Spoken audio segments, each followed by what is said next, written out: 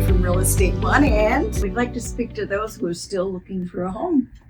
Guess what, Paula? Hey, the interest rates dropped.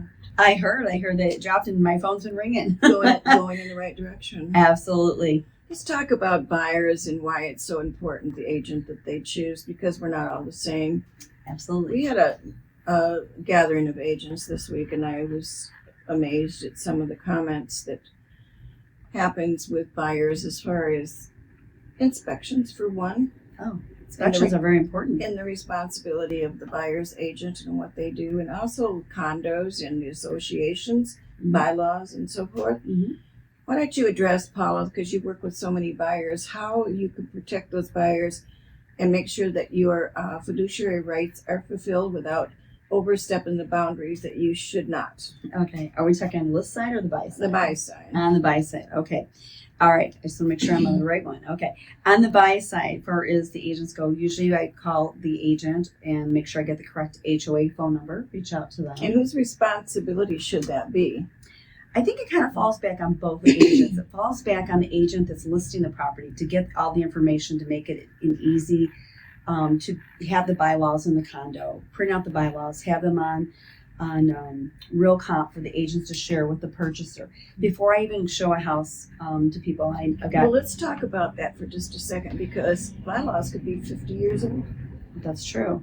What about codicils in between? Well, that's again why you back up. So if the agent obtains all the information that they can, such as if there are any special assessments, any information that they can put in the Real Comp so that the agent... Seller may not know that. They don't, but then what I do is follow up. Most agents, if they're doing, especially a condo, will call the HOA directly and get as much information as they will allow you to have. Some HOAs will not allow you, unless you are the listing agent, To speak, yeah. to speak on the behalf of the seller. Mm-hmm. Sometimes the sellers don't go to their HOA meetings, so they really don't know what's coming up.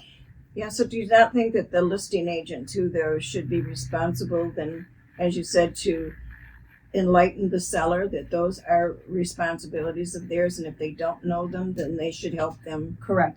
I actually have a form for anybody that has a condo, and it's a questionnaire for them. I know we all get a questionnaire condo cert for the mortgage people. So I decided, well, if they're using one, why don't I use one? So when I say, have you ever attended a HOA meeting? That's number one. Mm-hmm. Are you familiar with it? Mm-hmm. Are you familiar with what improvements are coming up, or they possibly even just discussed? Sure. And can you provide the bylaws or maybe the newest codicils if you have them? If you don't, then you need to call your HOA and obtain them for us so we have accurate information. Those are some major things I think need to be done. Like the one I had, they were redoing the pool. Well, they were in talks of it, but nothing was actually determined. Mm-hmm. So I put on there, it was in talk of, not... It was knowledge, wasn't it? Right, it was just knowledge. To be aware that possibly next year this could be something, an assessment could be coming up towards it. As a listing agent, I feel you need to gather as much information to share with the buyer so that the buyer, your seller, is protected. Also, but as a buyer's agent, you want to make sure that you have as much information to share with them. Yeah. To have it a win-win for everybody, because no one wants to have a deal fall apart. Which it could. That's where I was going to go. It could bear its ugly head at the end. Yeah. And that would reopen the negotiation, wouldn't it? Well, if you didn't know about it and it came up, absolutely, it would be. Or if they close, they're going to be very upset because they were not aware of it. Mm-hmm. So in order to avoid the pitfalls, I call them, is make a questionnaire. Make sure that you answer as many questions.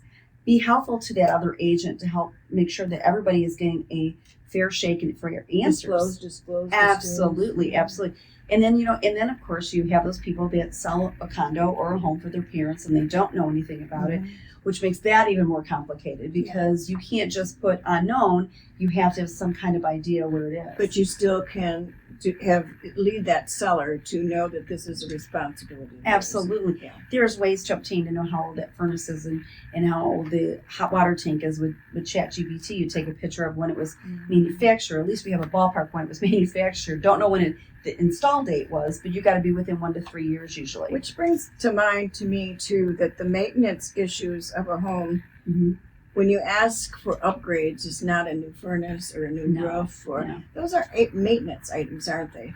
People think that they are upgrades. The upgrade is you have to maintain your home. Upgrades is new kitchen, new windows, new bathrooms. the idea of the things like, is the washer and dryer new? Is it older? Are you going to leave it behind? Those kind of Make items. the house more valuable. Because that's what a buyer is really looking for. They're just assuming that you well maintain the home. So to me, if I walked into a home, let's say it's just totally vacant, basic home, I'm going to look at the mechanisms first thing that we're going to look at, such as window structure. We're going to look at grades away from the house, the gutters. But that's still maintenance of a house. That's all maintenance. So when they put that on the list, that's great because that's kind of your report card that you kind of pass your report card and you maintain the home, which tells a story about the home, right?